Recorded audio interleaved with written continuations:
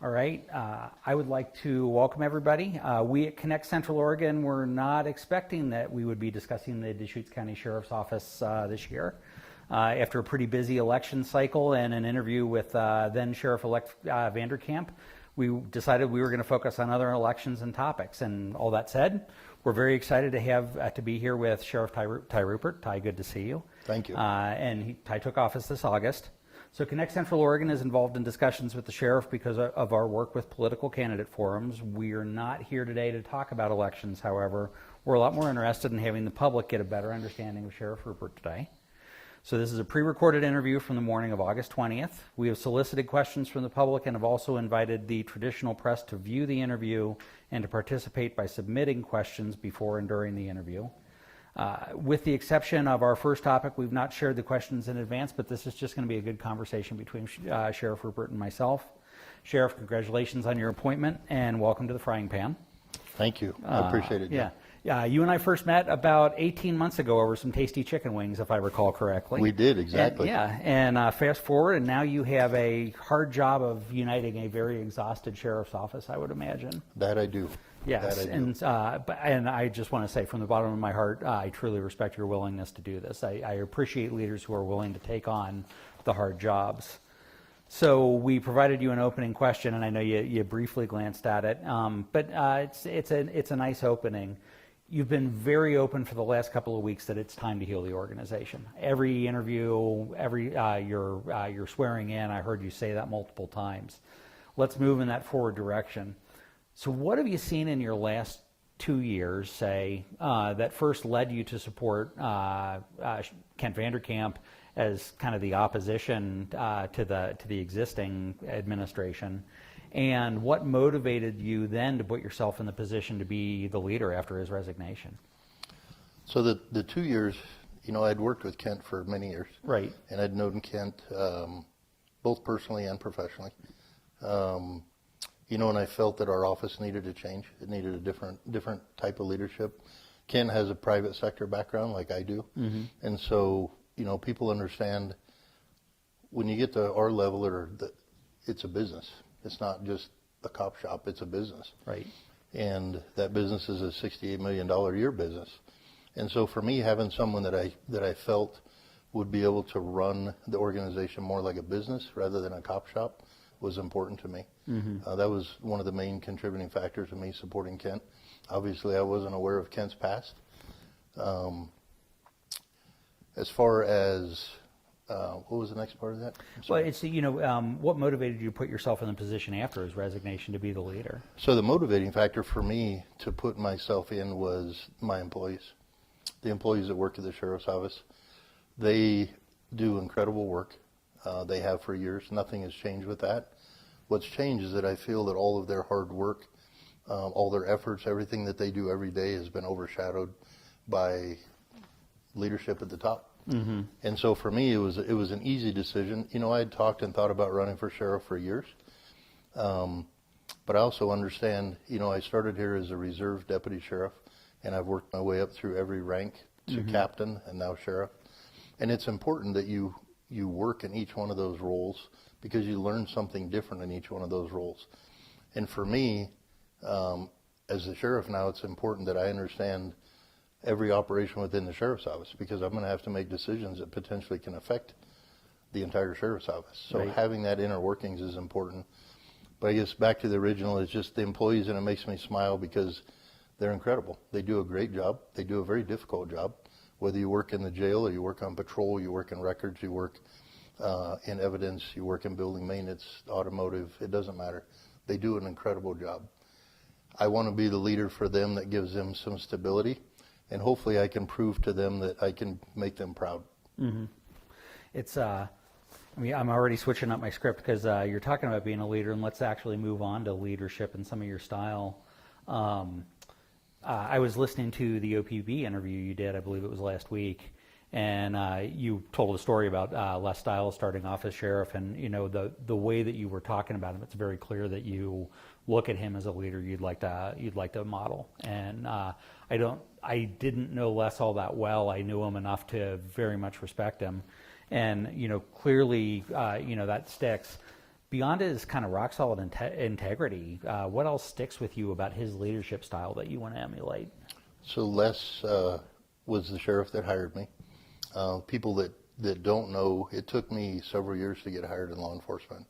I was very successful in the private sector, but back in the 90s and the early 2000s, the first place I had applied for was the Washington State Patrol in the mid 90s after the Marine Corps. And if I recall, there were about 1,800 applicants for 2 jobs. Wow. And so off and on, I tested at multiple different agencies, you know, and I'm the person that'll score a 89, 90, 91, 92 maybe on a written test. And back then, if you didn't score in the high 90s, you didn't even get an interview if you weren't in the top 10%. And I think it's important to explain this to you so people understand that I didn't just work in the private sector one day and all of a sudden one day decide to be a police officer. I've wanted to be a police officer since I was very young when I lost my father. And that was his desire. And when he passed away, I knew 2 things. I wanted to be a Marine and I wanted to get into law enforcement because it's what my father wanted to do. So either way, you fast forward all those years of trying and testing, never got hired. And at some point you think, maybe this isn't for me. And I'd moved here in 1999 with my family with an opportunity to take over as a sales manager for Fuel Safe Systems, which is a racing company. Change of ownership came along, and that ownership, the way they operated was different than my beliefs and my values, how I operate. And so my uncle had gone to work at the sheriff's office and went to work in the corrections division, and he said, you should try Deschutes County. And after being told no so many times, I was like, I just don't know if it's meant to be, right? And so he talked me into it, and thankfully he did. And I applied at the sheriff's office for both corrections and patrol. At this time, I was 36 years old. I was now the VP of a multi-million-dollar a year company. And I made it through. I actually got offered a position on both sides of the house.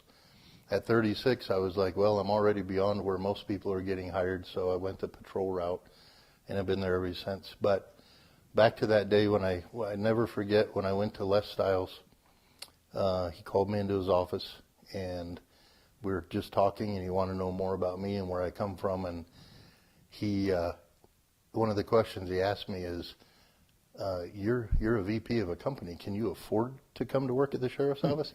And I said, sir, I cannot not afford to come to work here because this is what I've always wanted to do. And he said, okay. He said, well, I'm going to make it real clear. He said, you come to work in our organization. And he said, if you ever lie, cheat, or steal, you will not be a part of this organization. And he said, do I make myself clear? And I said, yes, sir. Les was a military man and being in the Army, and I was a Marine. And immediately I felt like that was home.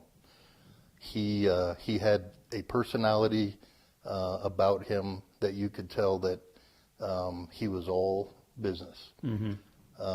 And I respect that because it is a business. He had high expectations for his office. He had high expectations of the employees.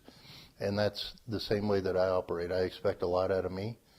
But just, you know, I guess his servant leadership, you know, early on, once I came on as a deputy, the graphics on the police cars were pretty boring. And coming from the NASCAR racing industry, I was like, hey, let's change these up a little bit so when they're rolling around, I want the public to be proud of their sheriff's office. And so I asked if I could redesign them, and I was told that I could put some drawings together.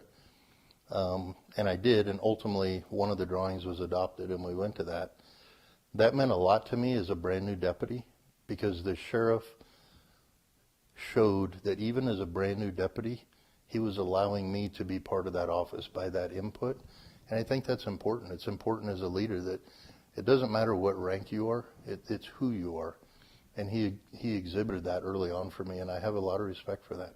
It's important as a leader to be able to look for people who want to exercise their skills. And it makes a lot of sense for the leader to do that because then I don't have to source that out, or I can listen to all ideas coming from various places. So, you know, I think your team is going to be very interested to see you do that and really be able to reach out. And it's great for a leader to know everybody. That doesn't mean that, you know, it's great if you know everybody's name and the rest, but really just being willing to listen to them and being willing to engage them. That's really an aspect of leadership that really excites the crew. Exactly. And that is exactly how I am. And I'm the first to tell you, I don't have all the answers. I never have. In the private sector, I didn't have all the answers. But I work with a lot of people, and I guarantee you that somebody there will have an answer. And if they don't, I have outside resources too. But I'm not afraid to ask. People that know me well know that I'm not afraid to ask a hard question. And some people might laugh, and that's okay. Because if I don't know, I would rather ask the question than to make a poor decision. Who are some of the other leaders that, as you went through your career at the sheriff's office, who else stands out to you? My sergeant that I worked for in the beginning was Marvin Combs. Marvin was like everybody's dad, and he taught me things early on that mainly to take care of yourself, right? Make sure you take care of yourself. There has to be a good work-life balance. But Marvin was just a person that was hands-off. He trusted you immensely. You move forward. We had, after Les Stiles had retired, Sheriff Blanton took over. I have a lot of respect for Sheriff Blanton. He grew up in this area. Both Les and Sheriff Blanton, they were involved with the permanent funding early on. Right. And so that has always been an inspiration to me. In fact, I carry a picture on my phone to this day of the sign that we held up to the public asking for the permanent funding. Because I feel it's important you don't ever forget where you came from. And it's important that the public knows that I value their money, because it is their money. But Larry was also another inspiration. I always appreciated, he was very good with the money. He was very concerned with the money. I remember one time when, the economy was not good and we hadn't budgeted enough money for fuel.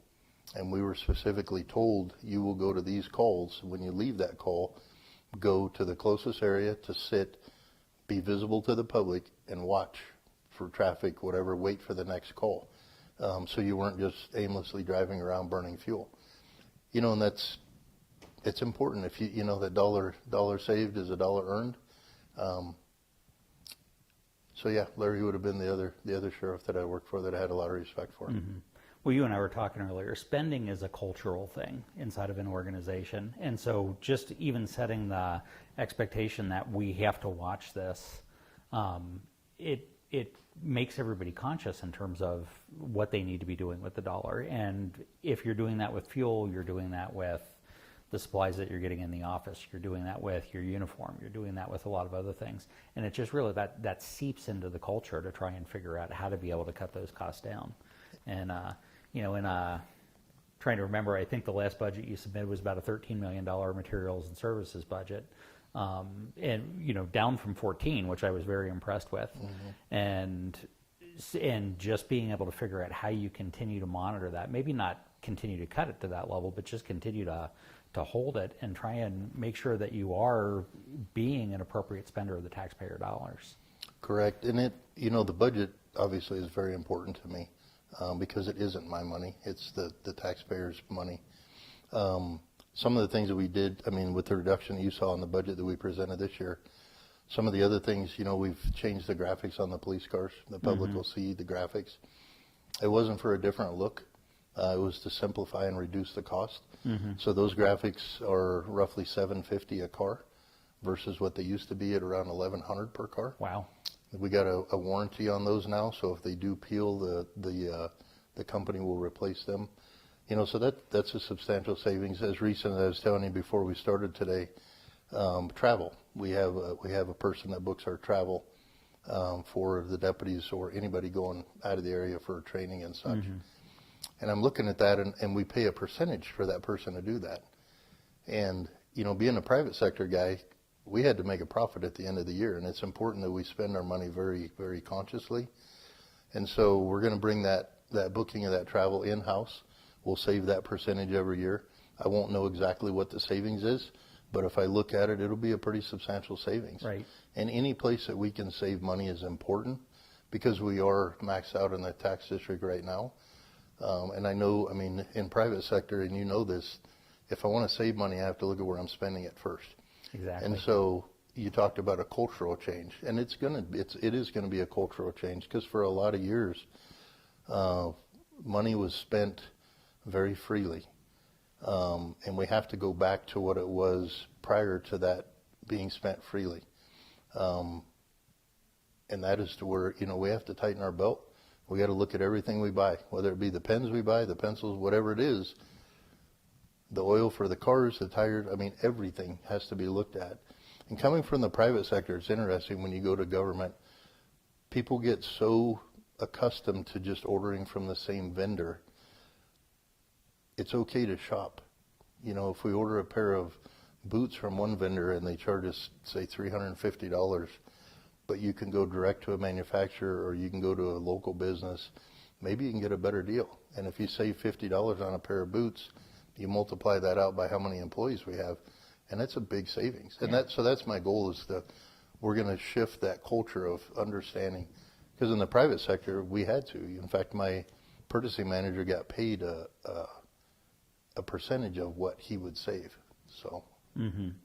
It's I recall recently I was working on a project. It was a government building down in Sun River, and I was very firm on the budget, and I remember that. And I got to the point where one of my beliefs in leadership and strategy is repeat the point until they repeat it to you. And I got to the point where I would say something, and even the builder was saying, "Yeah, it's this budget, it's this much. How are we going to be able to find that?" When you ingrain that in the culture, it does make a big difference.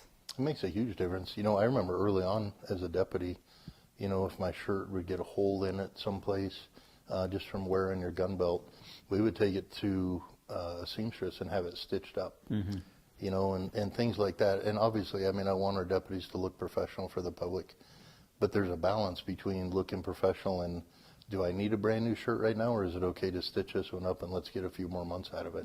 And just trying to get back to that mentality rather than, hey, I'll just get a new shirt. Yeah, typically, my wife retires my shirts for me. She looks and says, "I can tell what you had for the last 5 lunches. Time to go."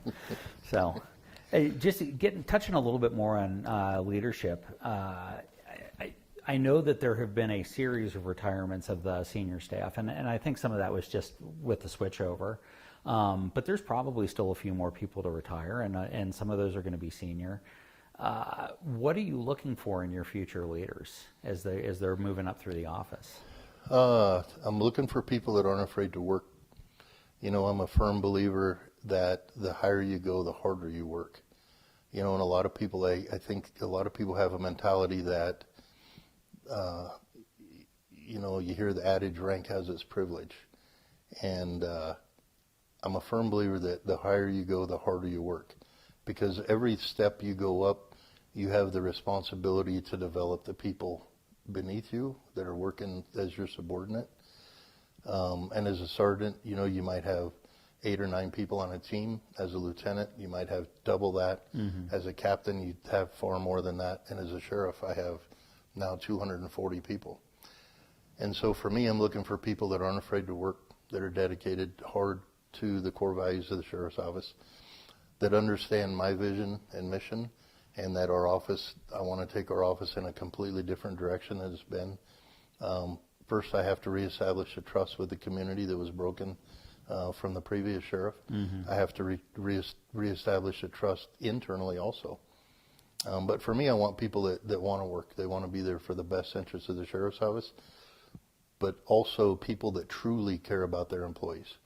There's people that want to be in leadership positions for a title or a paycheck, and I'm not okay with that. It's important to me that the people that are going to lead our office are going to be the highest of professional, and they're going to care immensely for the employees, because that's how I am. And I don't expect everybody to operate exactly how Ty is or at my level, but first and foremost, they have to want to care for the troops, because without them, we don't exist, and we can't serve the public without them. And I think it's been far too long that our employees have felt like the top end didn't care for them like they should. Well, and that you actually answered the follow-up question that I was going to have is are you expecting those qualities to reflect what you want and reflect how the community views you? And the answer I just heard out of you was yes. Yeah. You want to be the visible leader of the organization, and then you want your leaders to be able to follow that example and and really, again, reflect into the community the fact that the sheriff's office has changed. Exactly. And I am not a micromanager. It's not who I am. And the people that have worked with me over the years, either in private sector or in government, I trust people. I trust them. I empower them. I want them to do their job. I want them to be developed. I want to help develop them. I want to mentor them. And so I put a lot of trust in that. And that's going to be important moving forward, that the command staff, that I develop that trust with them. I want to be an outward-facing sheriff. I want to be in the public. I want to meet with the public. I want to hear what they have to say. What do we do good? What do we need to improve on? What's important to them?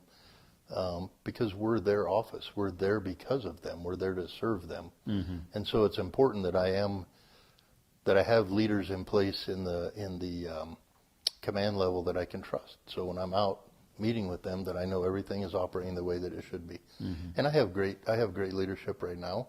There will be probably some retirements in the future, and so we'll have to look at replacing that. Moving forward on that too, it's important that we succession plan.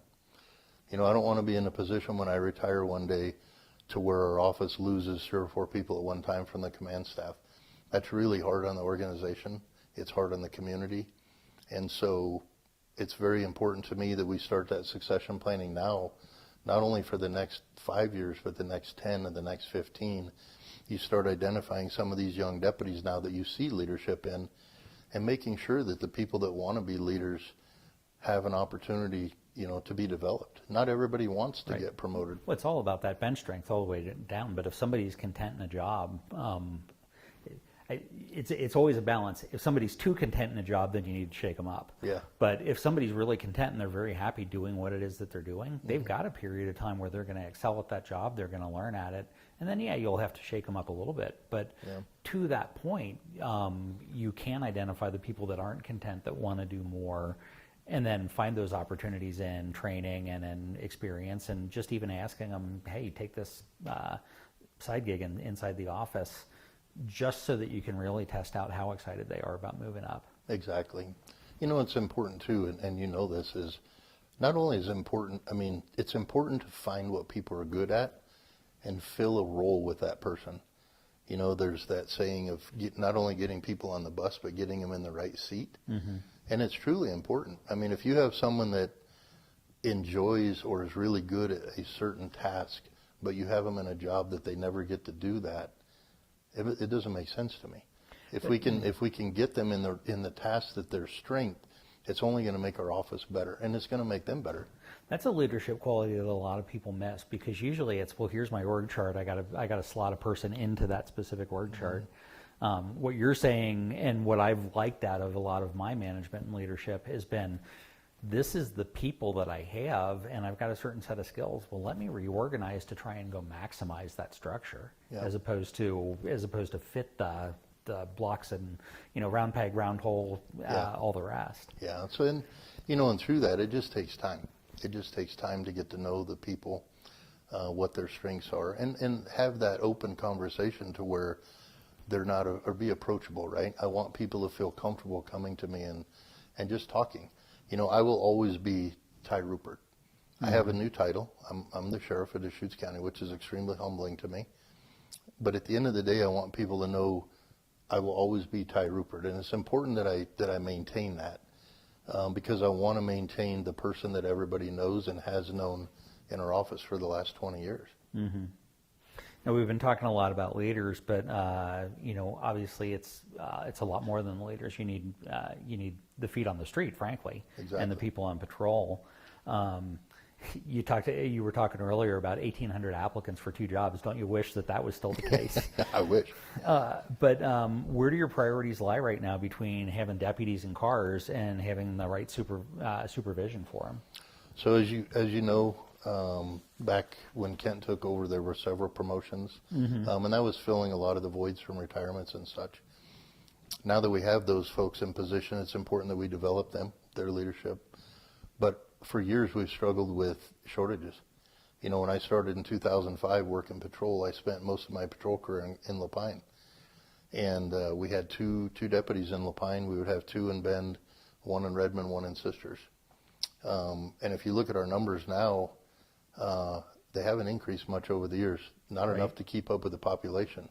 And one of the things you'll hear the deputies complain about is that they're short all the time. And it reflects if you look at our overtime budget with the amount of overtime that's spent.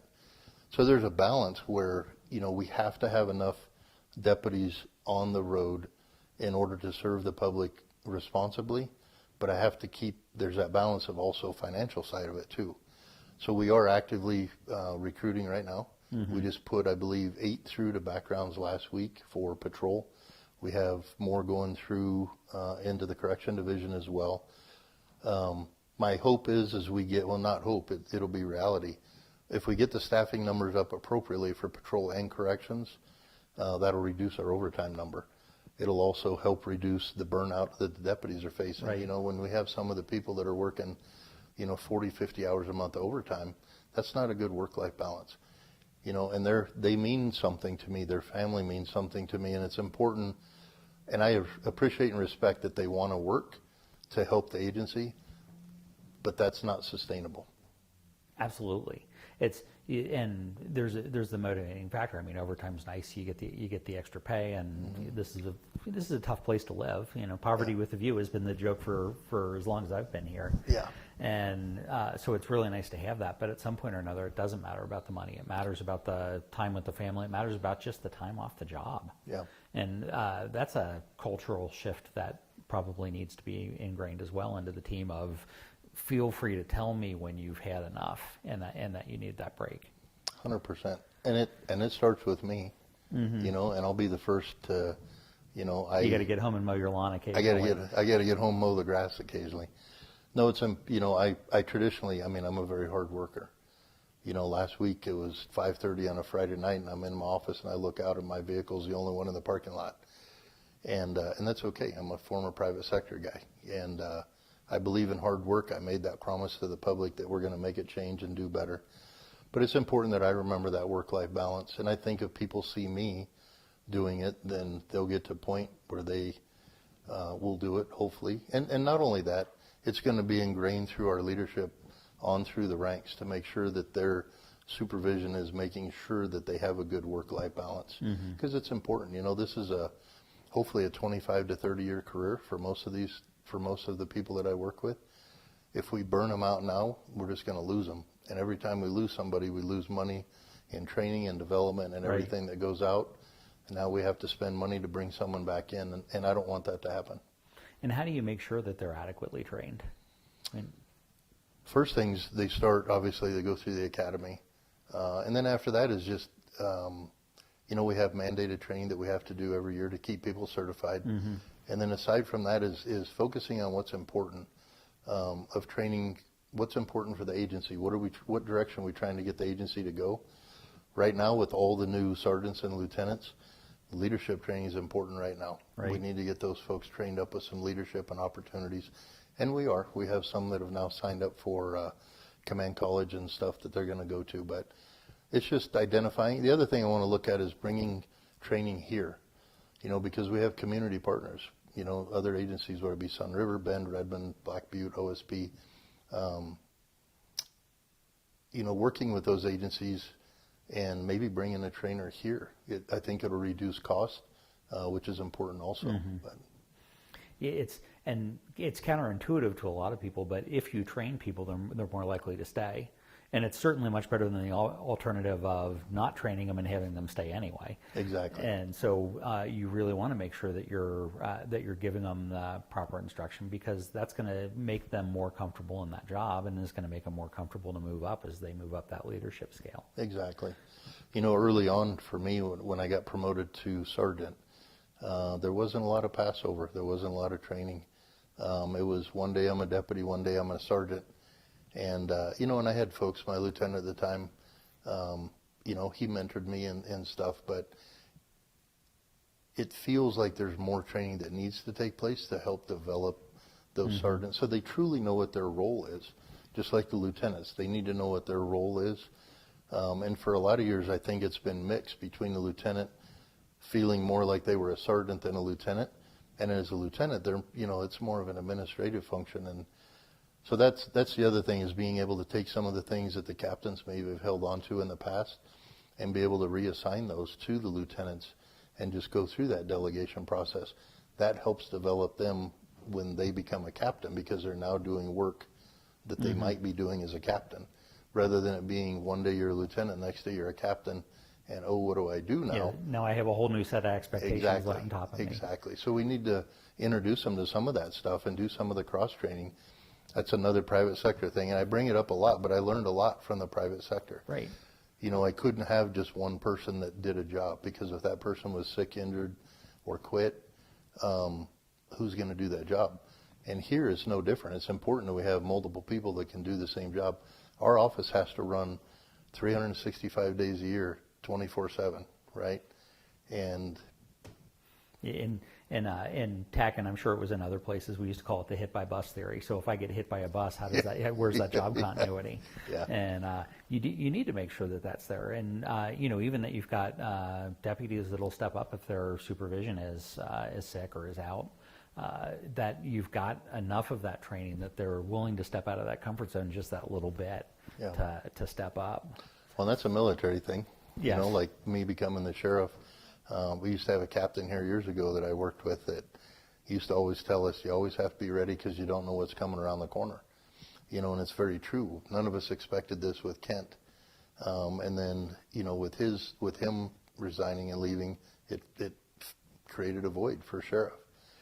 And it's like the military. It was a pretty long void. I mean, that was a long time kind of uncertainty hanging out. I didn't mean to interrupt, but that was a lot of uncertainty. And I saw you and others, you know, just from the outside stepping up a little bit, trying to say, okay, we need to make sure that this doesn't run completely off the rails, because you know, without you and some of the others there trying to maintain that steady state, it would be a lot harder for a person in your position to try and then recover it.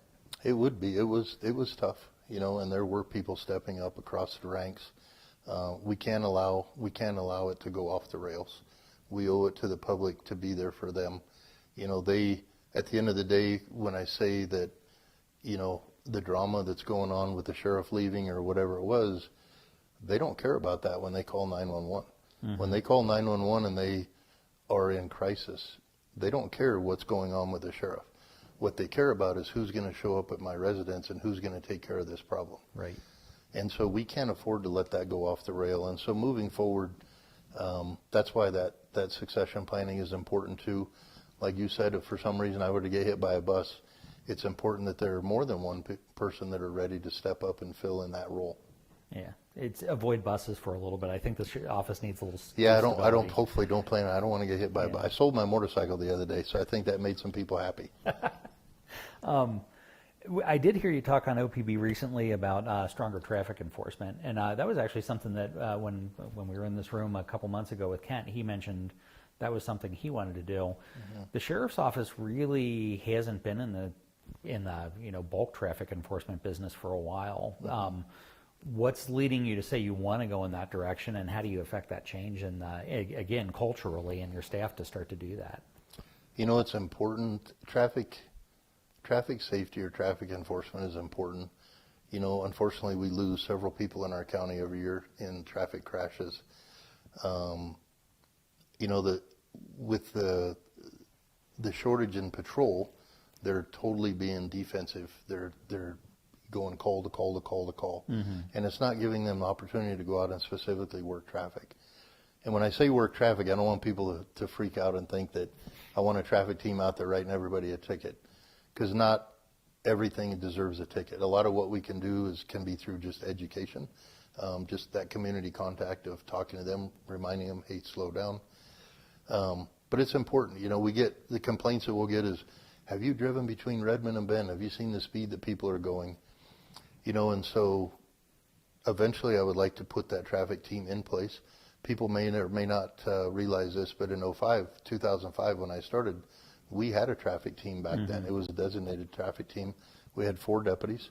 They worked different shifts, and that was specifically what they did, is focus on traffic. And it's important that we get back to there. And I think with some of the hiring we're doing right now, we get the staffing up on patrol. We have what's called the CAT team. It's been in place for a long time. Right. But it's never really been able to be utilized like it should have been because we've always suffered from being short on patrol, so they've been used to fit in there.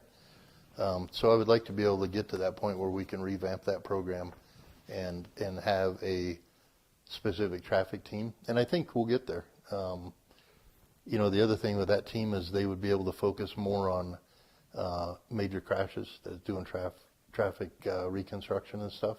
So that would also free up the patrol deputies to be able to go respond to calls. So it's just a little bit of restructuring, but I'm certain that we'll get there. And do you think that that's a joint thing that you want to do with some of the other enforcement agencies in the county? I mean, OSP has been pretty consistent in terms of the way that they handle traffic, but a lot of the other regional areas seem to vary as well. So is this something that you want to drive across Coles or you know, other across the other agencies? I don't know that we'll do it through Coles. You know, I don't want to put our ideas on other agencies because they all have budgetary restraints also.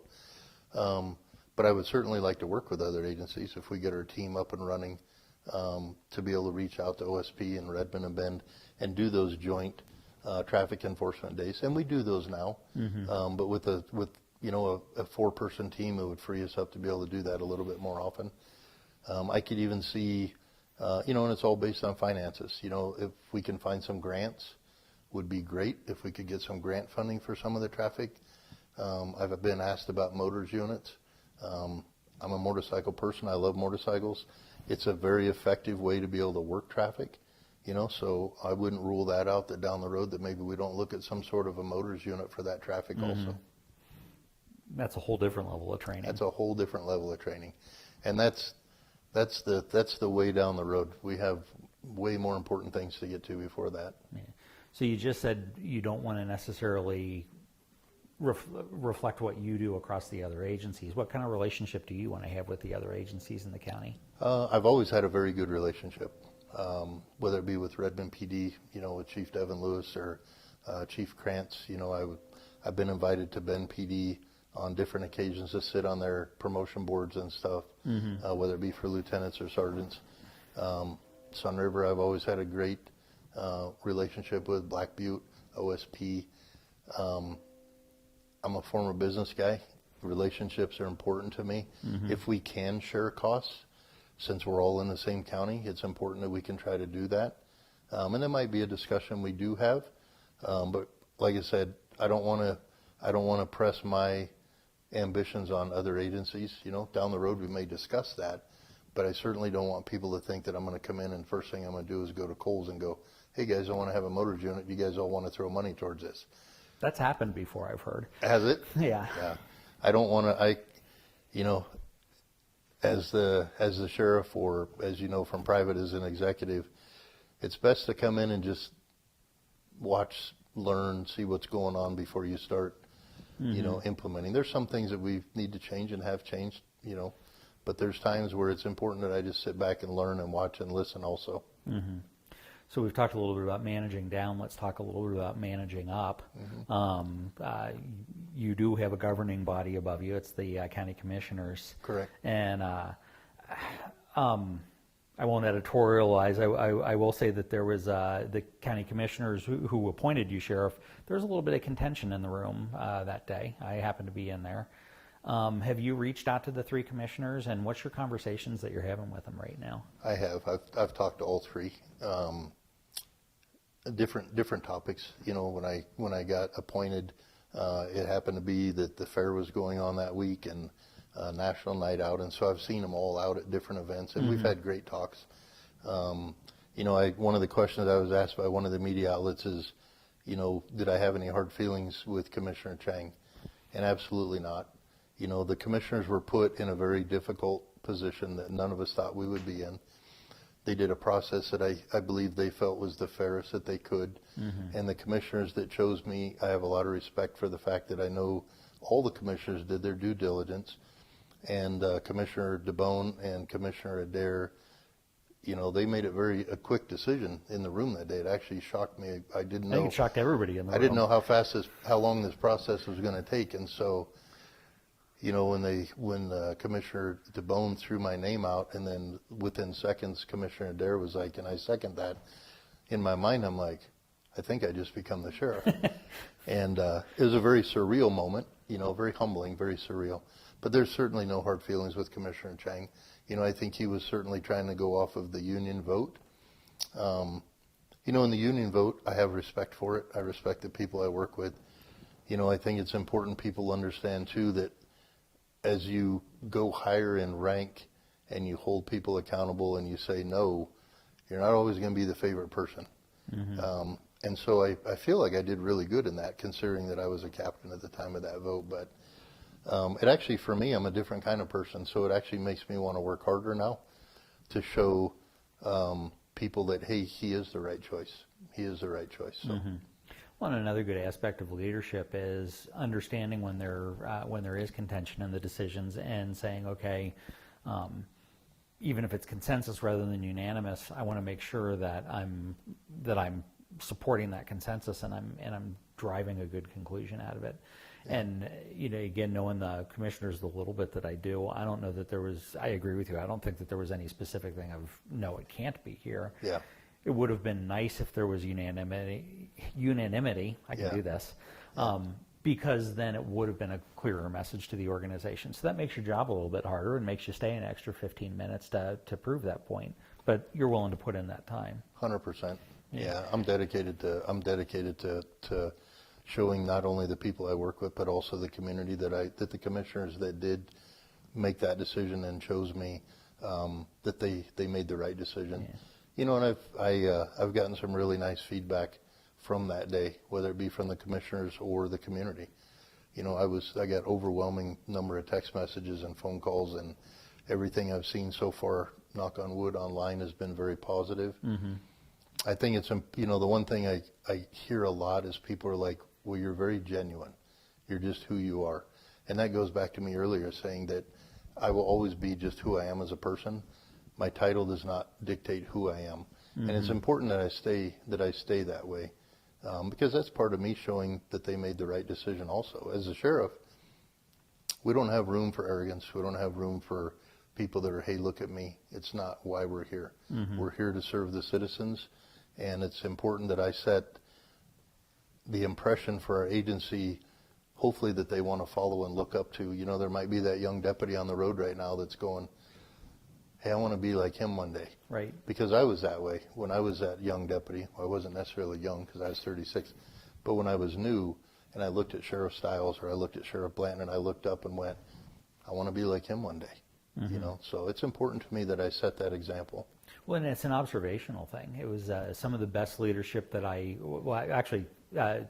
learned two great things from various leaders. The first is I could look and I could see good leaders and I could say, well, okay, I want to be that. Conversely, I could look at bad leaders and say, I never want to be that. But that's, as a leader, that used to terrify me. It's like, okay, who's looking at me and saying, well, I don't want to be that bozo. Yeah. And, it seems like that drives you. You want to make sure that you're the shining example rather than the warning. It's important to me. I want to be the person that hopefully people look up to. And I've worked for 4 sheriffs. I worked for Sheriff Stiles, Sheriff Blanton, Sheriff Nelson, and Sheriff Vanderkamp. And you're correct. Like, I've learned from each one of them. And I've learned good from each one. And I've also learned things that are different than how I would do it. And that's okay because it's all learning. I'll tell people that, I've been very successful in life and I'm proud of that. And it's because I've worked very hard to get where I am. But I will tell you that I will remember the mistakes I made in life far sooner than I will remember any of my successes, mm-hmm. because I learned from each one of those and I tried never to do them again. Mm-hmm.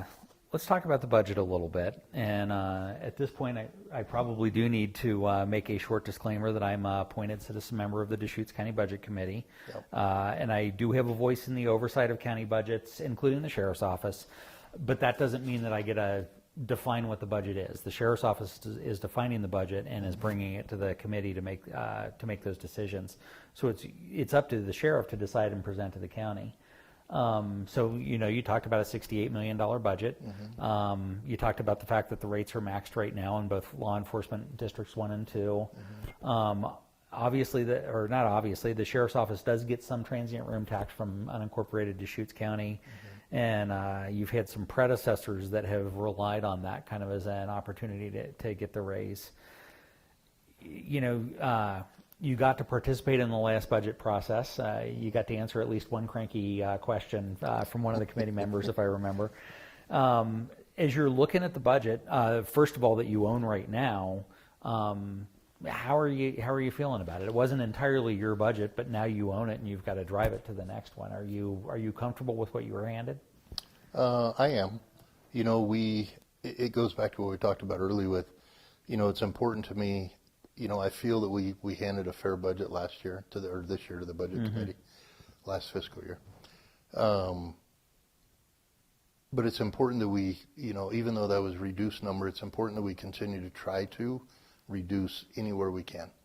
But with that, I also understand, and people understand, the most expensive part of my budget is the personnel costs. Yeah. You know, and it's always going to be. I mean, it's roughly 80% of our budget is personnel cost. The materials and services, we cut a lot this year to be able to present that budget. Yeah, nice 8% cut. I mean, that's very impressive. It was big. It was a big cut. I don't know that there's much room to be able to do that anymore. It may stay roughly where it is. You know, costs go up, and so it's hard to forecast what those costs will be. But I feel fine with it. You know, we have. It's no secret that, you know, in a few years, we're going to come to a crossroad because the personnel costs are going to go up substantially. Yeah. And, you know, I've seen those numbers of what those are expected to go up. And that worries me. It does. And it worries me in the fact that, you know, without the people, we can't do our job. And so there will come a day, you know, that we will probably have to reapproach the public and show them, hey, this is where our expenses are. And we will probably have to ask for those tax districts to be raised again at some point. Certainly not something I would even consider today. You know, we have to reestablish with our community the trust that's been lost. We also need to show them, and this is very important to me, that we show them over the next few years that we can be responsible stewards of their money before I would even remotely believe in going. And also I want to have a year or two under my belt as the sheriff to look at everything and maybe make some adjustments internally or how we're buying to make sure that that's even necessary. Because I certainly don't want to go ask for more money if I don't need it. But if and when that day comes, it's because that I'm asking because we're at a point where I've done everything we possibly can. We've shown that we're being responsible, and potentially we're going to have to ask for more money. Yeah, when Sheriff Nelson actually came I remember him coming to the budget. It wasn't even his last year. I think it was the year before, when he did request that we maximize the rates. He said, well, and this will hold us for a little bit, we're probably going to have to go out for a levy. And I can't remember exactly what he said, but I think he said 3 to 5 years. Well, frankly, if you know, you're the sheriff now, if you get that special election, you're going to probably hit that early part of the window where you're going to need to start selling it. You know, whether you're still there or not when that vote happens. It's the communication to the community of, I'm being a fiscally responsible sheriff, and that should give you trust in, you know, trusting me with more of the taxpayers' money, or trusting our department with more of the taxpayers' money to be able to move forward. That's important. You have to build that trust before you can actually get anyone to pull the lever on yes. 100%. You know, I wouldn't ask. You know, we all pay taxes. Quite a lot of them. Quite a lot. I wouldn't ask for more money until I got to a point where I absolutely felt that I needed it, and that would only come through us doing everything we possibly can to reduce the amount of money that we're spending in across the entire agency. Some of those things, I mean, it's very expensive. It's expensive to operate a sheriff's office. You know, we have 240 employees. Our number that's going to be an operational number will probably end up around 254 employees is what we're going to need to be able to be appropriately staffed for patrol and corrections. But also with that should be able to hopefully reduce my overtime costs by roughly $500,000 a year in reduced overtime. But getting a couple years under my belt to be able to look at this, you know, I know people want things changed quickly or they think that I'm going to learn everything overnight. It's not going to happen. You know, I feel like I've been drinking from the Bonneville Dam for the last 3 weeks, so it's not even a fire hose right now. It's like the Bonneville Dam, and it's okay. I'm still smiling. I'm having fun. I love the people that I work with. I love being the sheriff that can represent our county and hopefully show them, hey, he's a good sheriff. We like him. We want him to stay for a long time. That's important to me. And then have you, I mean, the answer is obviously yes, because as soon as you finish one budget, you move on to the next one. But what do you see in the next budget that you want to start asking questions about? Because now's the time to ask questions, because in another couple of months, it's going to be making decisions. So what are some of the questions that you're asking about the budget? You talked about, you know, the right kind of pencils and travel and some of the others. I think you're in a great focus, but are there other dials you're trying to turn already to see what results you get? I want to look at everything, you know, whether it be an automotive you know, cars. Right now we have a car for every deputy, and they went to that model several years ago with the hopes that we could go to a different schedule. We haven't had the staffing to be able to do a different schedule. So, you know, I need to look at automotive vehicles, what makes sense. Can we afford to keep a car for everybody? If we can, there's benefits to it. Right.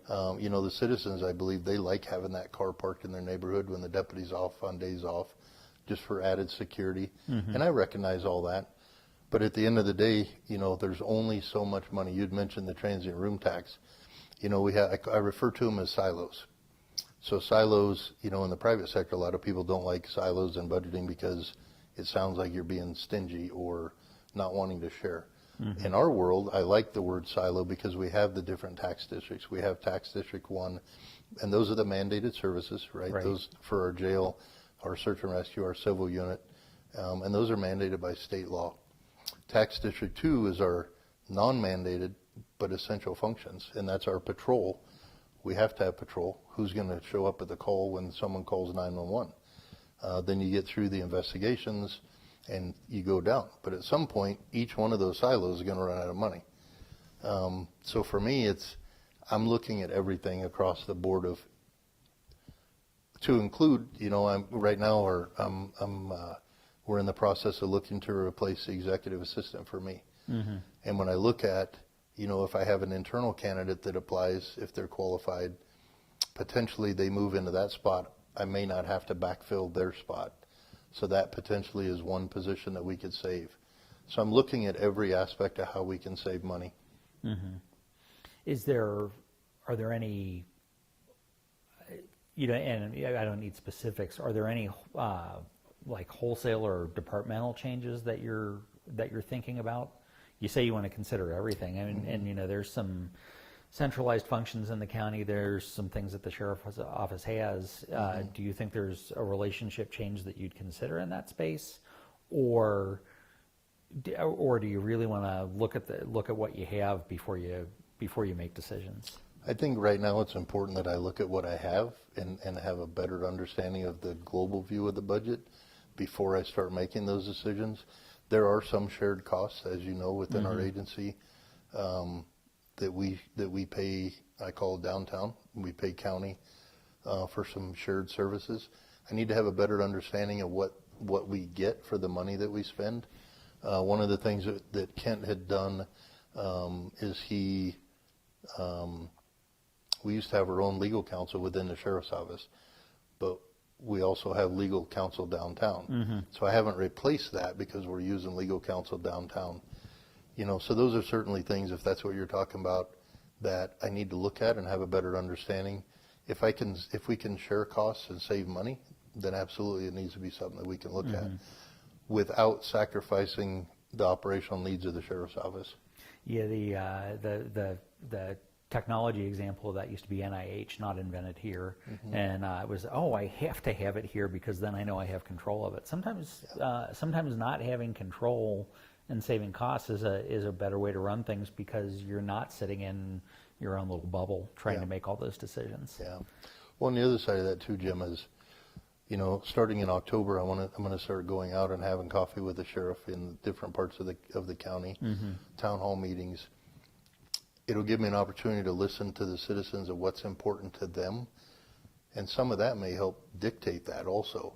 So before making, any decisions right now, I want to be very educated, not only from the citizens, but what I see operationally before I make those. Because some of those may be big decisions. So I want to make sure that I'm making the right decision when I make those decisions. This is a county with some variable needs depending on where you are located. And there's some people that think their opinions are very important, and in many, every opinion is important, but it needs to be balanced. It's I was used to joke when I ran a customer support organization, rule 1, the customer is always right, but rule 2 is I know more. Yeah. And so you have to be able to go into those conversations with all the information and be able to balance that, and sometimes gently say no, or sometimes gently say maybe, without just immediately saying yes and.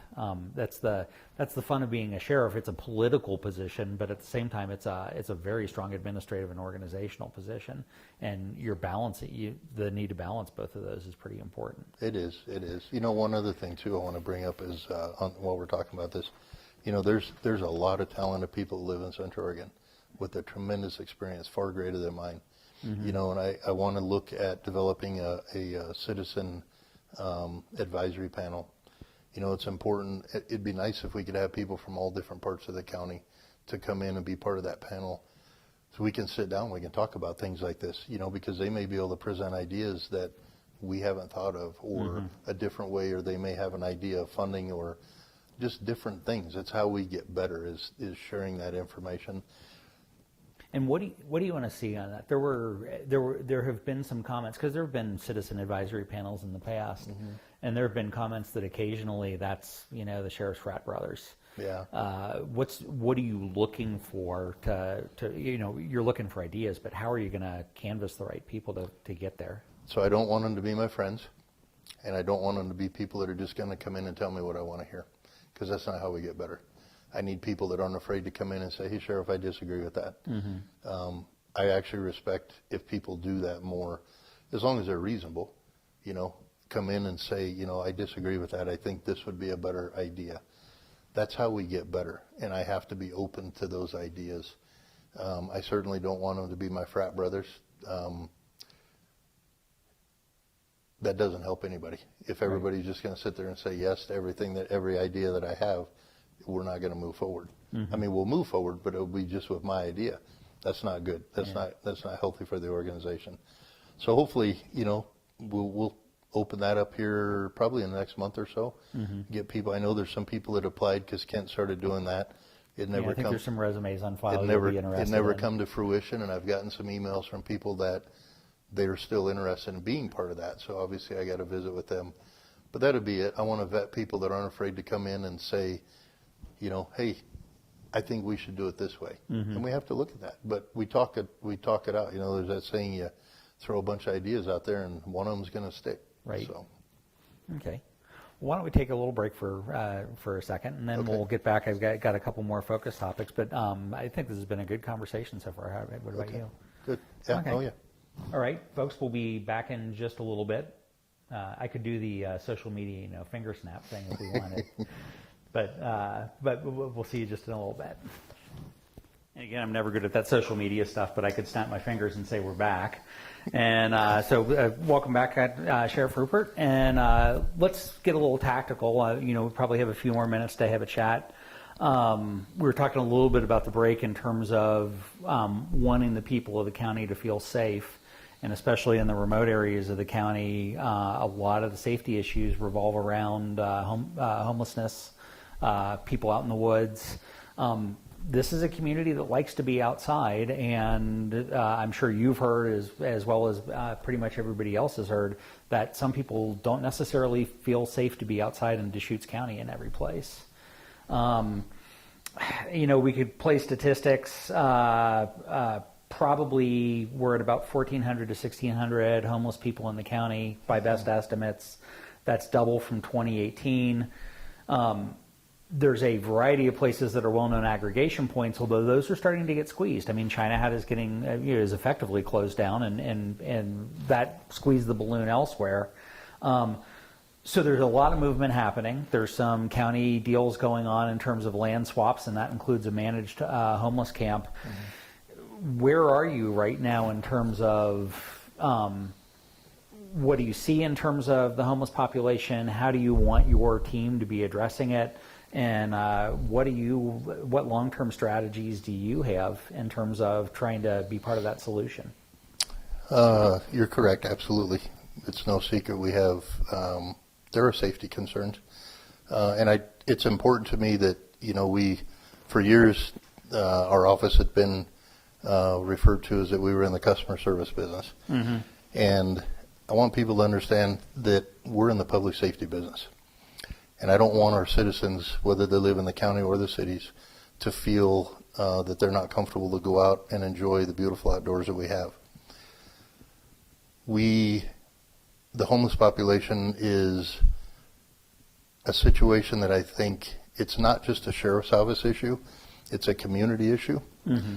And my long term, we'll go to the long term first. My long term is to meet with, I guess it'd be short term, would be to meet with all the agencies. Because you mentioned China Hat. When China Hat closed, it just pushes the people that were camped out China Hat to different areas. And it's going to affect Bend, it's going to affect different parts of the county, Redmond, Sisters. So we're relieving a problem in one area, but we're just moving it to another. It's been referred to as if you squeeze a balloon, you just push it from one way to another. And, it's important that we get all of our community partners together and we sit down, and it truly is a community issue. So we can try to come up with a resolution. There's a lot of the folks that live either out China Hat or out East Antler or Dirt World as we refer to it. Some of those folks, they don't want any assistance at all. They want to just be left alone. They don't want any assistance. We have people, there's a lady that comes to mind that I used to deal with when I was on the road, that she couldn't afford rent, so mm-hmm. she lived out of her car. She had a regular 40-hour-a-week job. She just couldn't afford the rent. Those are the folks that I think as a community we need to try to figure out how we can help those people. But once again, it's not just a sheriff's office issue. That's a community issue, and I think we need to get all of our partners on board to try to figure out the best solution moving forward. Mm-hmm. So for me, that's both short-term and long-term. It's definitely in my sights right now, but it's not going to happen overnight. That is going to be a long-term solution. There's a documentary called Seattle is Dying. Mm-hmm. And I bring that up because if you look at Seattle of how their approach to the homeless population or narcotics population of what they did or didn't do compared to, I believe it was Rhode Island area, they took a different approach. They tried to get to the root of the issue. And it's pretty impressive the difference in the result between how the success at getting to the root of the problem, which I believe in that case was going to be the narcotics that led to everything right. else. So it's no different here. We need to figure out the root of the problem. The folks, that are committing the crimes, that are still selling narcotics, using narcotics, stealing, whatever it is, we're obviously going to enforce local and state laws. It's important that our deputies are out there enforcing those laws. Part of that staffing I'm talking about is trying to get us up appropriately staffed. Not only with that, it's also looking at triaging how we take calls for service. Mm-hmm. We have an online reporting system that hasn't been utilized properly since its inception. There's always been a belief that if someone calls, that we need to put boots on the ground to answer that call. With technology nowadays, a lot of people, they don't want to wait for a deputy to show up to report if their window was broken on their car or their car was backed into. They want to get a case number so they can move on throughout right. their day. Other calls we might get might be a civil type call. And trying to just triage those calls, my point is so we can free up our patrol deputies to be able to be out in the community. Presence is important. Presence is just being in an area can help reduce some of the crime. People see the cops there and they're like, "Oh, we're not going to be in this mm-hmm. area." But this is a long-term issue. But I do believe that it's not just the sheriff's office issue. It is, but it's not, because if we make a change or do something, it potentially is going to affect the cities or areas around us, that's not a solution. That's just a Band-Aid. We have to get to a solution as a community. Great. So there's the law enforcement aspect of it in terms of maybe that is the opportunity to work a little more centrally and say, here's how we're going to do it. That doesn't mean you need to copy, but that does mean you need to be aware of what we're doing and then respond accordingly would be one. But then there's also the other aspects of, the other county organizations, county health notably. Behavioral health budgets have continued to expand pretty significantly. I can recall, I think it was the first year I was on the budget committee, I started asking the question of, okay, if this program gets twice the amount of people that you expect, what happens to your cost? Does it go up 10%? Does it double, or does it quadruple? Mm-hmm. And you hope it's the first. Mm-hmm. You're kind of happy if it's only the second, and you're terrified if it's the third. But that's the same kind of thing that you're approaching right now. Mm-hmm. And but that is your partnership. You can say, well, I can do something on this side, but now if it suddenly pushes the county budget on the other side, you're getting squeezed otherwise. Correct. Yeah, and it's hard. I mean, it's not that we don't want to be able to do things we want to, but I also understand that everybody's under budget restrictions. Mm-hmm. So that's where we have to go back and find more creative ways internally of freeing our deputies up. Maybe they don't take a water rights call. Maybe that call goes to our civil unit, mm-hmm. Or it goes to one of our ACOs or technicians. We call them ACOs now. They used to be technicians. So that deputy's time is freed up so they can go out and hopefully be a deterrent. The other side of this I think about is, East Antler comes to mind. There's land there that would be available for corporations that want to move here. Mm-hmm. They're not going to move here with the way it is right now. Right. And so, being able to address this is only going to help us, because if we can come up with a solution, those corporations want to move here, that's going to bring more tax revenue to our county, which is going to help the sheriff's office and all the other, county entities. Mm-hmm. So those are larger picture items that we need to look at also, as we're restricting ourselves by not dealing with this issue. We certainly got to quit putting a Band-Aid on it. We need to try to come up with a long-term solution that helps. It bothers me when I hear it and I see it. I don't want people to be afraid to go out in our community. We live in a beautiful part of the world, or of the country, and I want people to feel safe. They move here for that. They come here for that small town feel, even though it's not small town anymore. But it still is in comparison with, other places. So. Yeah, but clearly, you can go overboard on that. And, we're even talking about it. It's, well, okay, we have to clamp down so hard on this. All we're doing is we're pushing the problem elsewhere. And maybe that shows up on Redmond's line item, or maybe it shows up elsewhere in your line item, or on county health as their behavioral health unit has to respond. So it's really an understanding of how to balance out. And so that's where you, the politician, get a step in and establish those relationships and have those conversations to try and figure out how does it balance out. Correct.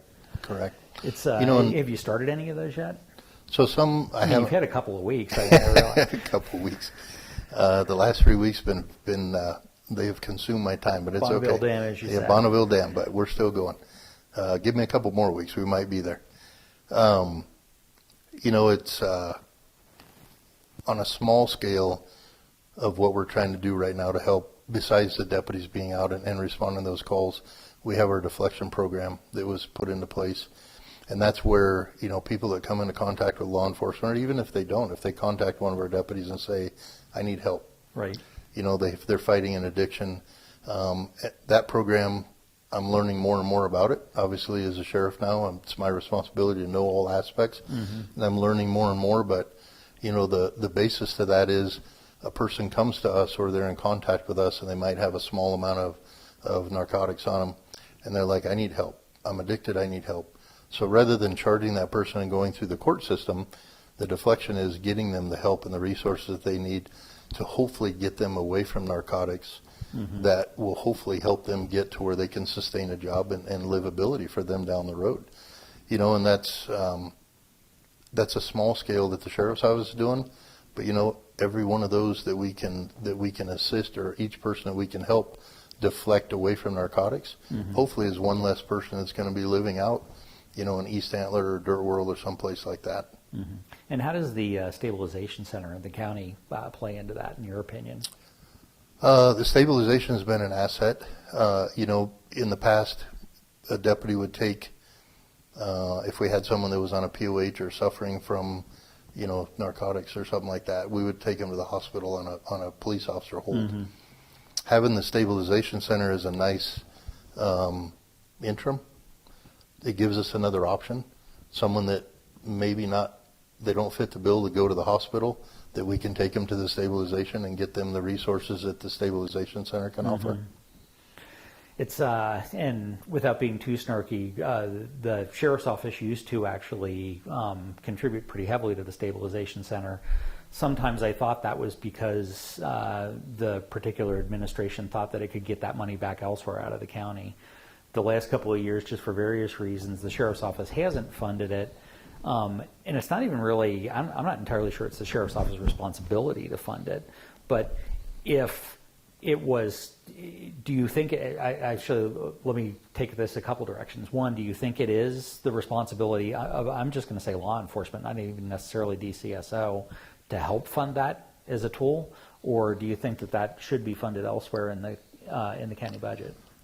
I think we could look at it both ways. I think we could look at it from funding from law enforcement, because there are those times where a person may not fit the bill to go to the hospital or fit the criteria, that we can take to the stabilization center that can help them. But I don't feel that it's all law enforcement's responsibility, because you have the mental health component, you have the addiction component, you have all that also. And there are other agencies that will take people to the stabilization center. So I don't feel that it's totally up to the sheriff's office to fund that, especially when we're up against a tight budget, like everybody knows, and everybody is. There's only so much money, and we understand that. But I think as a community, if we can share a lot of these costs, it helps, because the taxpayers are like, we don't want to pay more money. They're getting taxed every time they look a different way, they're getting taxed. So I think the more that we can work with our community partners and try to joint fund some of this, I think is going to be the best route.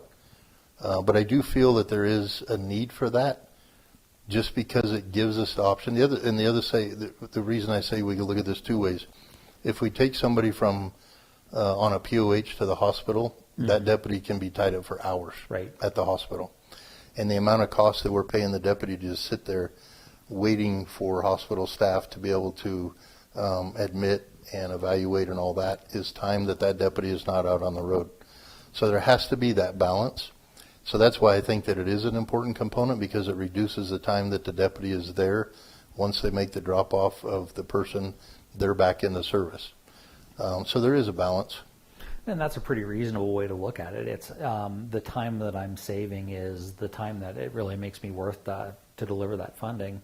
And that's a funding strategy that can be proportionally delivered, across a lot of the county, to law enforcement and elsewhere. Correct. It's it's the stabilization center is not necessarily unique to Deschutes County, but the approach that it's had has been interesting, and it's just been to me very interesting just to see the opinions of it, slowly shift over time. But the fact that it does continue to be an asset, I think, is something that everybody needs to recognize. Yeah, it is. It's been an asset. I think, early on it was put in a place where it potentially would have been funded. Or I think past administration thought that there might be funding that comes elsewhere for that, that I don't believe ever come to fruition. So it's certainly that we have to look at that, because it is an asset for us.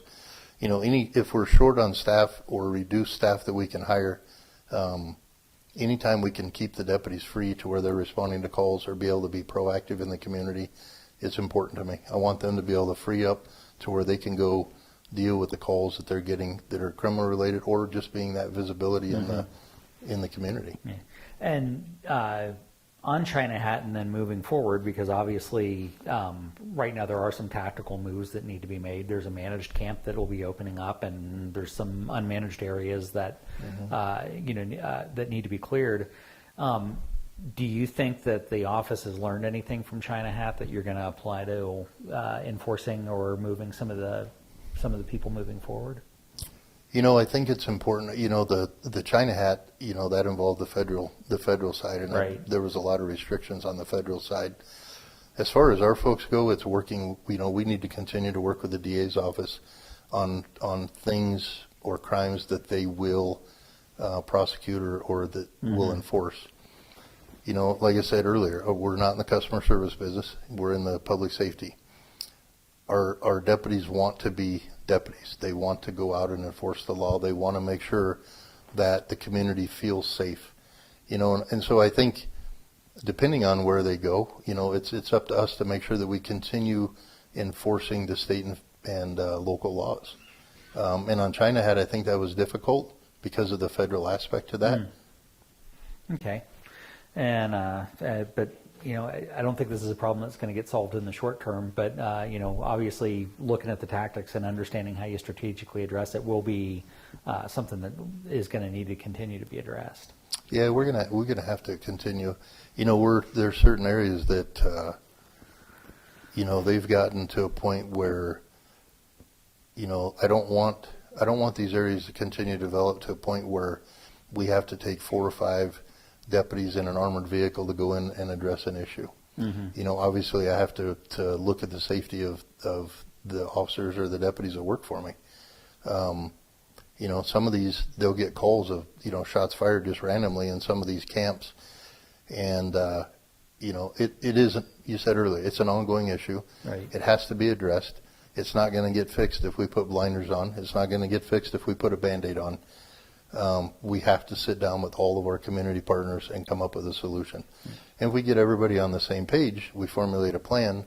Hey, this is how we're going to address it. So the DA's office is on board, Ben PD is on board, Redmond PD, the federal partners, whatever it is, we're all working together in collaboration, I think is going to be the key to success. Okay. Talking in terms of some of the multi-agency pieces, because you mentioned Ben and Redmond, obviously there are a lot of centralized law enforcement services and code and cert, and how are you, are you happy with the way that the Sheriff's Office, one, has a leadership position in that? Is there anything that you'd want to change as Sheriff? And is there any start of relationship changes that you would want to make around those? With the other agencies? Yeah. Well, especially in the centralized functions, like code or cert, SWAT, anything like that. No, I maybe repeat that again. I don't know if I'm comprehending exactly what you want. Maybe I didn't phrase it all that well. I mean, obviously, Deschutes County Sheriff's Office plays a very important role in code and in cert and the rest. Is that something that you're happy with? Is that something that you want to explore changes in long term? We are. Sorry, I misunderstood on the first part. We are very involved in those with the code. We have a sergeant over there. We have 2 detectives over there. We have the SWAT team. The Code Coles has a CERT team. I think those relationships are important. We all pay into that as a community, different agencies. I think strengthening those relationships, because for a lot of years, the top end of our agency wasn't real inviting with other agencies. It was kind of the mentality of, we don't need you, we can do it all on our own. And I'm the polar opposite of that. I firmly believe that, community partnerships, shared expenses are important. So, I think with code, we have a model right now. We have the digital forensics lab in our office. Right. And we have, our own detectives. We also have detectives from Redmond PD, from Ben PD, some of the federal partners. I would like to look at potentially approaching the Code Coles board, and it was brought up earlier this year by Vanderkamp. He had brought that up initially, just to kind of get a response from the other chiefs and sheriffs in the area of potentially modeling that into a Code Coles thing, so we can move them offsite. For one, I'm at full capacity in our building and I need more room. But the other side of that is sharing the expense. Right. I have people housed in our building that, they're not getting charged rent. But they may contribute in other ways. So, but I think the fairest way is just moving forward of structuring that like Code Coles would be a benefit for us. It would give me some more room, but it would also strengthen that relationship even more in the fact that now, in today's world with all the electronics and digital, going after those crimes that our digital forensic lab does. And we can shift to technology. I actually did, I hadn't written that question down, but you raise a good point. Technology is going to play a bigger and bigger part in law enforcement moving forward. Correct. What are some of the areas that you want to start exploring? We recently started. For people that don't know, we have a canine now. His name is Cash. I saw that. Beautiful dog. He's a yellow Labrador. Cash came to us through the Secret Service. It was a program that the sergeant in digital forensics had worked on, Sergeant Lilienthal. And so Cash is a electronics detection dog. And so how that works is we go into a home or any place on a search warrant, and there's going to be things that are hidden that we may not find in law enforcement, that utilizing Cash, the canine, he can find things hidden behind outlets or different parts of the room that will help prosecute that case and hopefully come out with a positive resolution. So that's just one area that's new. Cash came to us just a few months ago. He's doing outstanding. He's a great dog for the public. The public likes to see him. They all like their canines. So that's one area right now. Another area of technology that we're in the process of changing right now is our evidence collection. So our system that we currently have is will be unsupported by the end of the year, and so we're going to a new program that our collection of evidence and storage will all be done under, and it's the same system that Ben PD is using. I believe it's evidence.com, and it's a much more user-friendly program. Hopefully more efficient, more time-consuming, or not as time-consuming as the current system. It'll also be able to we'll be able to expand out of it, hopefully in the future, to different body cams that are more user-friendly and more technologically advanced than the current ones that we have. And then we're seeing more and more adoption of traffic cameras, license plate readers, other things that are coming out. Correct. What's your opinion of those as a tool for law enforcement? I think they're a great tool. I actually have them on, my radar. It is definitely something that I see as a benefit. We've utilized them recently in the apprehension of a suspect. Was one of Ben PD's LPRs, license plate readers. I think for the county, I could see initially with 4 of those in the outer portions of the county. If we have a violent crime or we have somebody that we're trying to locate, having that is incredible technology, and that's one of the technologies that will tie in with this new system that we're looking at. But I do believe in that technology. It's important that we have, we can't have a law enforcement officer in every location of the county. If we can use technology to help us, then absolutely I'm for it. And that's part of me too.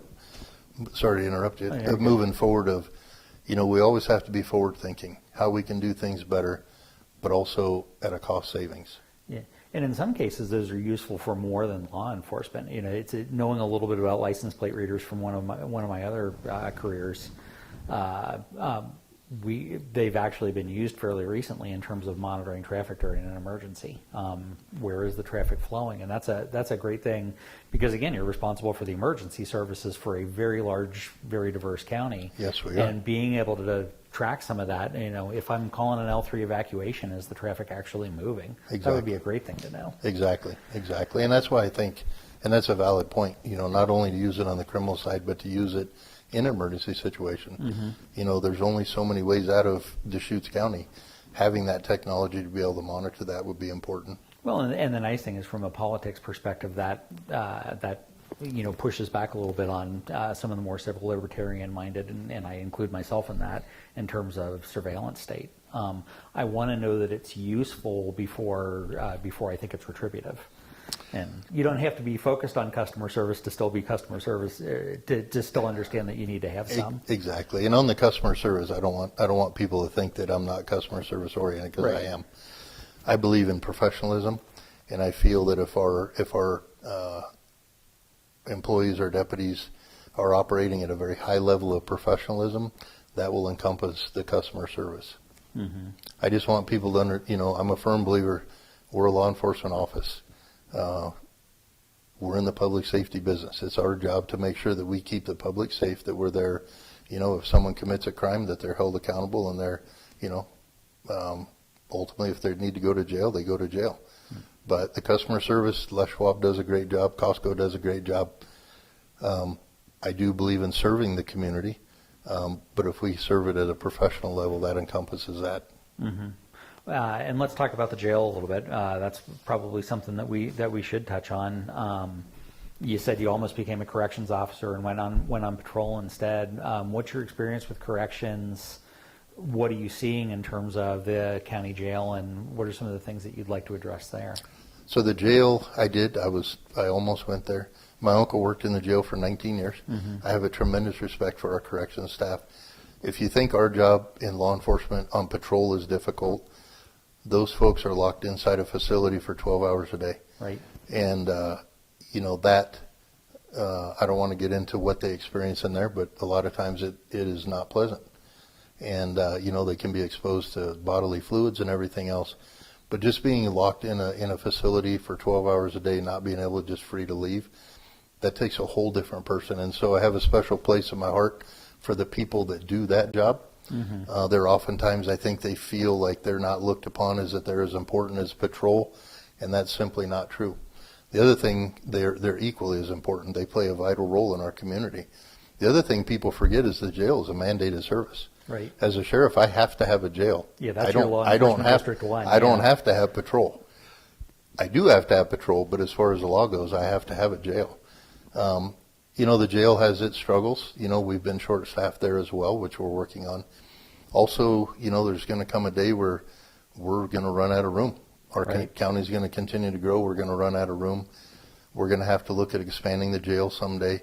And those talks, those are things that I'm thinking about right now. You said earlier, I've only been here 3 weeks. My wheels have been turning from day one. Eventually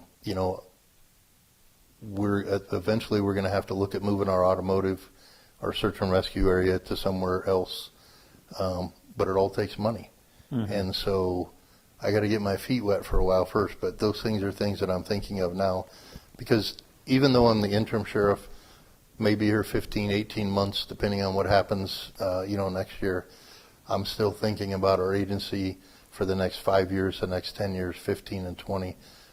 When I was given the blessing of being the sheriff, I'm not just thinking about the next 15 or 18 months. I'm thinking what the community would want me to think about, and that's how I can set our office up for success for the next 15, 20, 25 years. What I occasionally say is sometimes the job of current leadership in a public agency is to protect future leaders in public agency from themselves. Correct. And so, there is a lot of forward thinking. And the campus remodel has been bandied about for quite a while.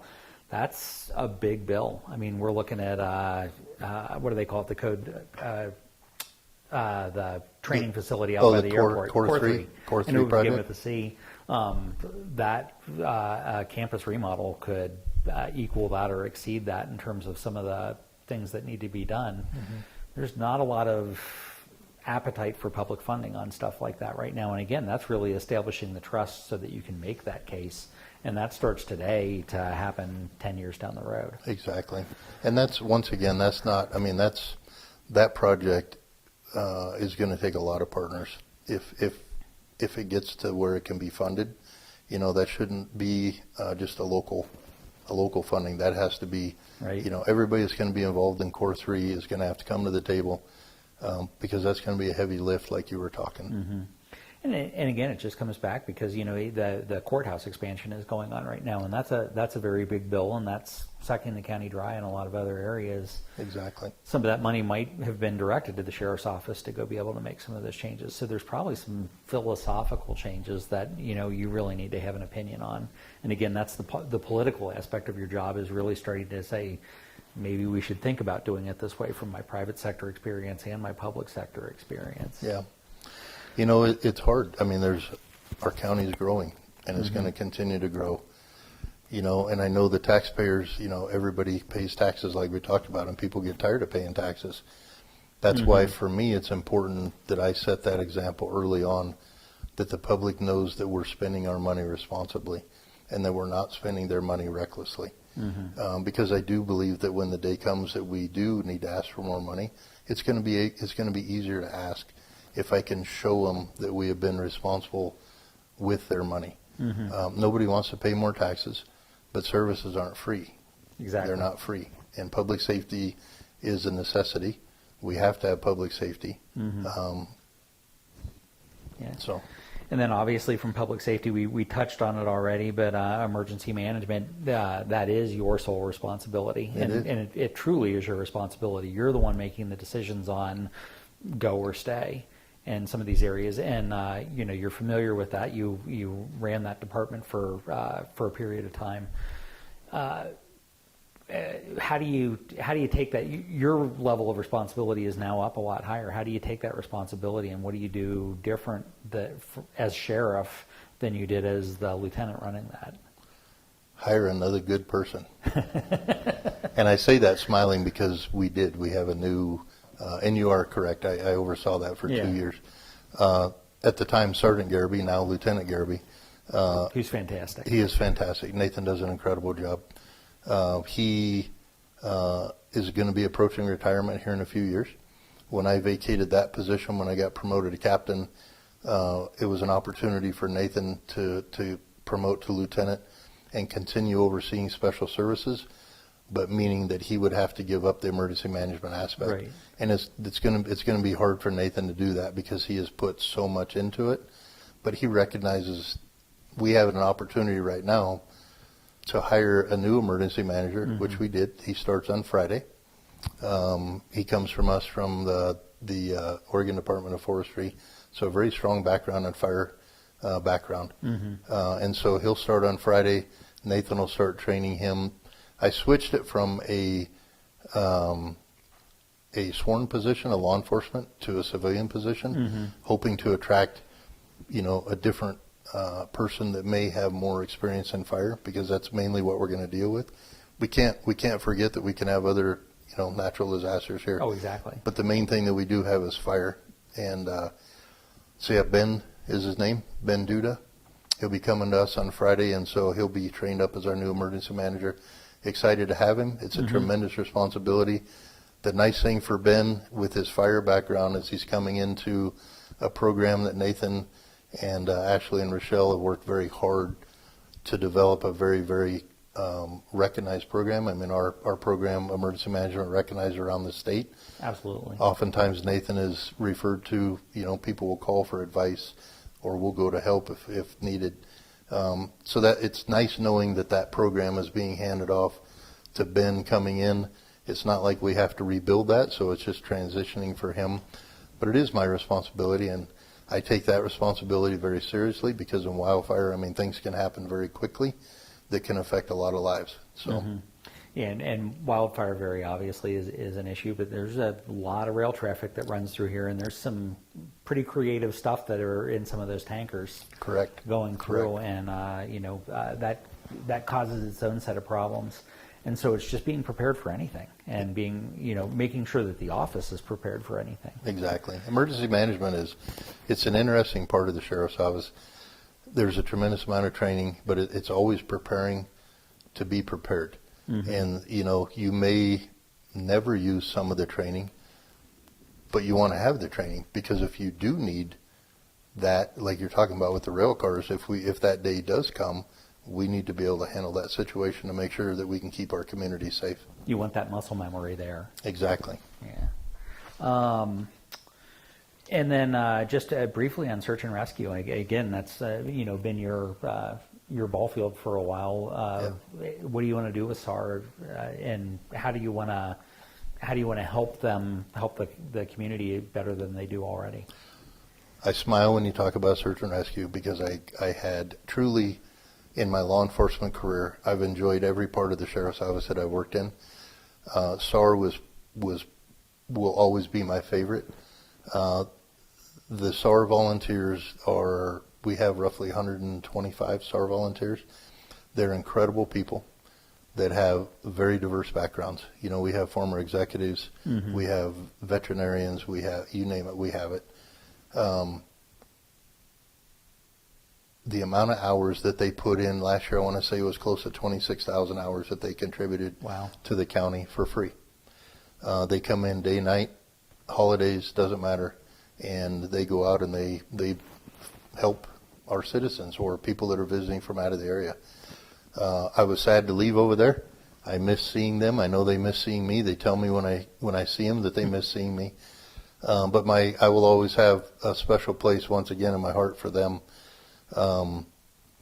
Just making sure for them that we, that's a mandated function also for us that we have as a sheriff's office. We have a search and rescue unit. Mm-hmm. Making sure that we're there to support them, support their needs. They have a foundation, the Search and Rescue Foundation, that does an incredible job of fundraising. We're very lucky that we have all aspects of SAR here with different teams of the dive teams and that some other offices around the state don't have. So yeah, just being there to support them, making sure they still see me. I went to their meeting last week and stopped in, and they were excited that they're like, hey, you're the sheriff, and you come where you still saw us, or you came to see us. And I'm like, I'm not going to forget you guys, right? It's important that I get out and I see people, but yeah, just being there to support them, obviously, and make sure that they're funded, that they're trained, and we fund a certain portion of it, but they fund a lot of it through their foundation also, which is all through donations. And I know they're working through some ways of being able to change that up a little bit to make it more inviting for more folks to want to donate to the foundation. Yeah. So everybody, Deschutes County Search and Rescue Foundation, remember that one. Yes. They do take donations of any various types. And if I can add to that real quick, sure. We're going to be doing an academy next year.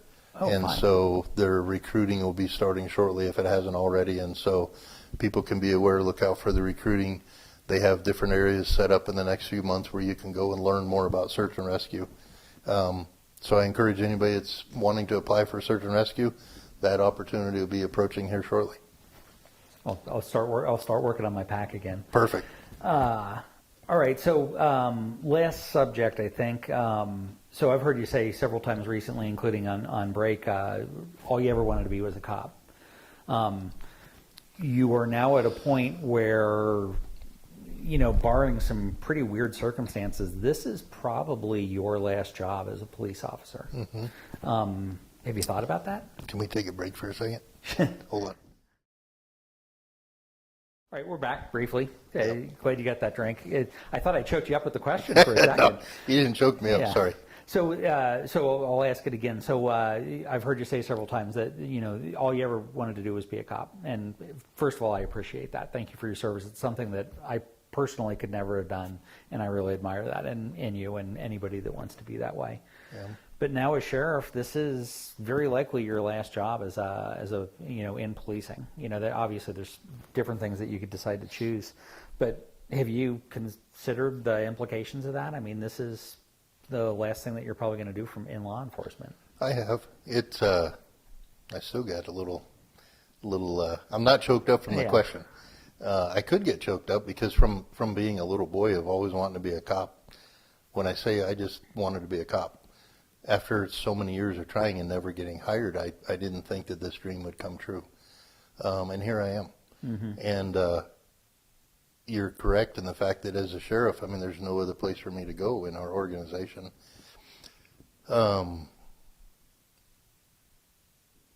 My goal is to do as good a job as I can over the next 15 to 18 months. Fortunately, I do a good enough job where the citizens will want me to stay. Mm-hmm. So it'll give me an opportunity to continue my career for several more years. If not, if someone else were to run against me and beat me in an election, my hope would be is that they want me to stay on to help. But with that being said, and I made this comment to the commissioners when I talked to them, my goal right now is to restore our agency's trust, to stabilize our agency. So even if that day were to come, if someone were to run next year and they were to beat me in the election, that I'm able to hand over an office to them that is running smoother than it was when I took it over 3 weeks ago. Mm-hmm. But yeah, when I think about just wanting to be a cop and how surreal it is of being the sheriff today, it's a tremendous responsibility. I had talked to former Sheriff Larry Blanton, and I asked him, I said, hey, I don't have all the answers. I've never sat in that seat. And I think it's easy for people to criticize sheriffs that have sat in the seat before, but until you truly sit there, you don't realize the responsibility that you have. You know, I have the responsibility of over 211,000 residents, citizens, 240 employees, $68 million. It's a tremendous responsibility. So for me to say I just ever wanted to be a cop, I would have never imagined that I'd be sitting here today. But I feel very blessed and very fortunate. And I appreciate what you said about thanking me for being a public servant. You know, our role in our community, it's critical. When someone dials 911, they want somebody to show up. They want a professional. They're hoping the person shows up will have the answer to fix the problem. You know, and most of the calls that we're going on a daily basis are good people just having a bad day. It changes you as a person. Right. You know, I'm not the same person today that I was 20 years ago, I can tell you that. I've seen things and been involved in things case-wise that you'll never unsee. But that's for every law enforcement officer. But that's the risk that we take when we get into this line of work as a public servant. And that's why I say, I'm proud to say that we're in the public safety business. Because I know the men and women that I work with, that's why they chose this profession too, was to be able to make a difference in people's lives. I had a case early on in my career as a detective that I worked with another detective on, and I don't want to get into the details of what it was because it involved a child in a detective case. But that little girl came up to me in grand jury and gave me a great big hug. And she said, she called me Officer Ty, I was a detective, but she said, my mommy says you're helping me. And I knelt down and she goes, can I give you a hug? And I said, absolutely. And she gave me a hug, and of course I lost it, and everybody in the room lost it. And I'll tell you, I'm glad that I had that case early on in my career, because it reminded me that when I made the decision to come from private sector and take the pay cut that I took to become a deputy sheriff, when Les Stiles asked me if I could afford to make that change, it just solidified absolutely yes. Because what I've realized early on is when you make a difference in someone's life, there's no monetary value that you can ever put on that. Well, I think that's a good way to end it. Is there anything else you'd like to say to the public, to your employees? I'm proud to be your sheriff. I'm very humbled by the opportunity. The folks that I work with know me very well. They know that I'm going to work very hard every day to try to do the things that I've told them that I will do. That will reflect out into the public also. I appreciate your time. I appreciate you guys putting this together, trying to get a little bit more of who I am as a person. You know, whether I answered all the questions right or wrong, I'll go back to what I told you. I don't have all the answers, but I'm not afraid to ask. I have great working relationships with our community partners, whether it be other PDs, the DA's office, the fire department, the government, or the federal side with the Forest Service. I've always had really good working relationships. I had that in the private sector, and it's important that we keep that going because it's a team effort. We're all here. It doesn't matter what color our uniform is, whether it's green and tan or it's blue, whether it's firefighter, it doesn't matter. We're all here to serve the public, keep them safe so they can enjoy life. Yeah, I just appreciate the time. Yeah, it's not Officer Ty anymore, it's Sheriff's Ty. It is. I really appreciate your time. Yes, sir. Thank you. I appreciate it. I'll address the camera here. We'd like to thank Sheriff Rupert for taking his time to engage, and obviously we wish you all the success that you can at County Sheriff. We at Connect Central Oregon, we are also a 501c3, and our Central Oregon Open Programming Media, which you're viewing today, is focused on supporting nonpartisan opportunities to educate and inform citizens. If you're interested in supporting future efforts, we can accept donations at connectcentraloregon.org, and you may also contact us at decision@connectcentraloregon.org. Thank you for watching. Thank you, Jim.